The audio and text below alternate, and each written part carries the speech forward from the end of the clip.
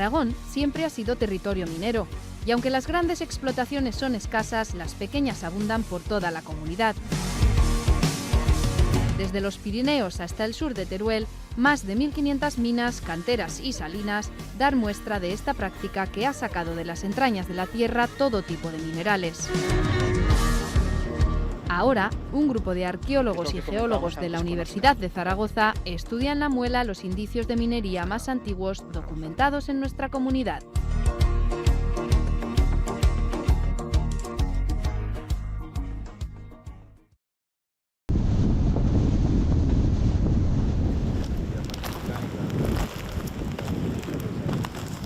Para el ojo poco entrenado, pasear por estos parajes podría ser una caminata más.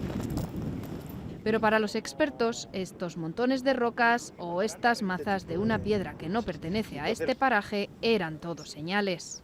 Vimos que había indicios extendidos por una comarca, por todas estas partidas, Leandra, Almazarro, Piñén, y planificamos una búsqueda sistemática. Cuando comenzamos a hacer el trabajo sistemático nos dimos cuenta que había zonas donde se concentraba sílex alterado, un tipo de alteración que llamamos pátina, que le da una coloración distinta al sílex fresco recién tallado, y que ese sílex alterado se concentraba en unos puntos que coincidía con los lugares en los que había mazas. A su vez, en esos puntos también había morfologías muy sutiles que nos indicaban que el medio estaba transformado. Esto es un bolo de sílex. Alteraciones que les permitieron intuir que en esta zona de la Leandra, en La Muela, podía haber una antigua mina de sílex previa a la actual, que es de hace 200 años. Por eso se pusieron a rastrear el terreno. Grupos de 5 o 6 personas distribuidos a unos 15 metros, pateando toda la superficie y mirando esas anomalías, esos sílex, las mazas. Con esta aplicación puntearon en el mapa esos objetos para llevarlos al laboratorio. Pero también había que ver bajo tierra, y para eso, con este georradar, lograron fotografiar las capas del subsuelo.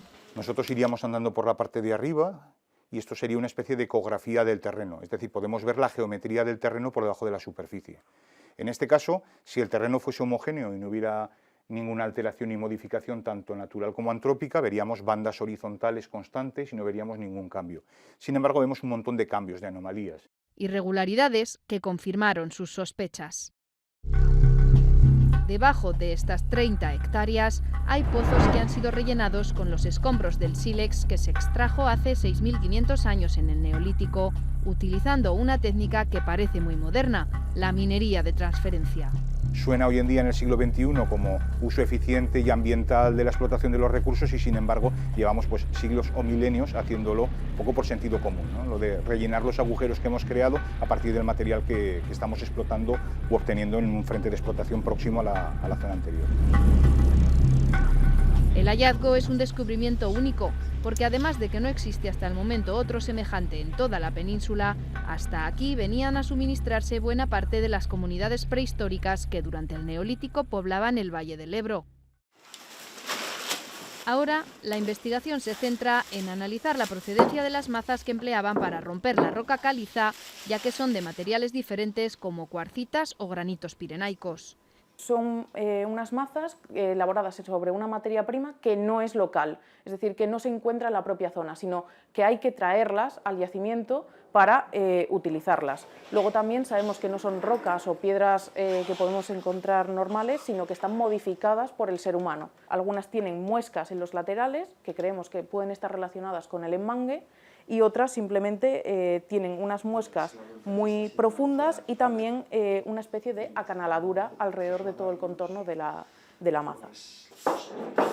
Las han dividido en tres dependiendo del peso. Las más grandes son de 11 kilos y las pequeñas de 1,5 kilos. Se utilizarían como una eslinga o un ariete en el que se pondría un trípode y estas mazas, como son tan pesadas, no tiene sentido utilizarlas como una maza propiamente dicha, como un martillo, ¿no? Sino que serían utilizando la propia inercia de su peso. Luego, estas más pequeñas sí que podrían tener otro tipo de enmangue y podrían ser utilizadas por arriba o incluso también por abajo, imaginándonos como un palo de hockey, ¿no? Pero además de investigar esas mazas, en una fase posterior harán lo propio con el tipo de sílex. Deberán cortar así algunos de esos nódulos extraídos de la caliza que permitan comparar el material con el de otros yacimientos. Esto les permitirá saber hasta dónde llegó a exportarse. Pensamos que aquí pudo haber un centro de explotación pseudoespecializado. Es una minería de bastante entidad en la que trabajaron mineros prehistóricos para extraer este sílex, que es de muy buena calidad. En términos de dureza, muy duro. Es decir, que para cortarla hace falta invertir pues eso, tesón y métodos actuales para cortarlo, y sin embargo es fácilmente tallable, es decir, obtener esas lajas o puntas o líneas que han hecho que se utilizara en la antigüedad. Y también en los siglos XVIII y XIX para hacer piedras de fusil. Los restos que se aprecian en la superficie son de entonces, del trabajo de los pedernaleros. Los pedernaleros que trabajan en esta zona firman un contrato con la corona, con el gobierno del Estado, para la producción del orden de 2 millones de piedras de fusil anuales, de distintos tipos, para pistolas, sobre todo mosquetes, algunas también de cañón. Hay documentación sobre eso.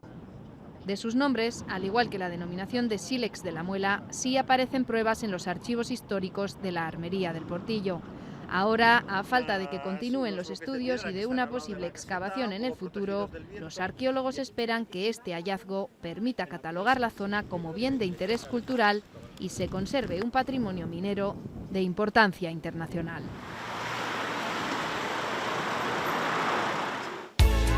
Riqueza cultural como la que ahora se expone en la muestra Minerales de Aragón y que es parte de un proyecto de patrimonio minero en el que han colaborado más de 150 personas. La minería en Aragón pues está documentada desde el Neolítico. Sílex, sal, posiblemente ya se explotaban minas de metales como el hierro. En época íbera y sobre todo en época romana, todas estas explotaciones mineras ya funcionaban. Hasta el momento han catalogado más de 1.500 lugares de interés minero y están volcando la información en un sitio web. Bueno, ahí organizados por pueblos y por comarcas, pues encontramos todas las minas, canteras, salinas, que hemos ido obteniendo esa información.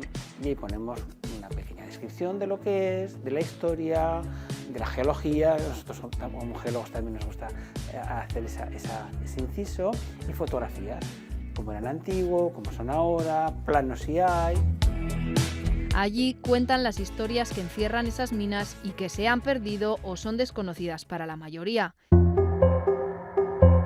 Y también misterios como el de la famosa plata de Huesca, que con este proyecto se han propuesto resolver.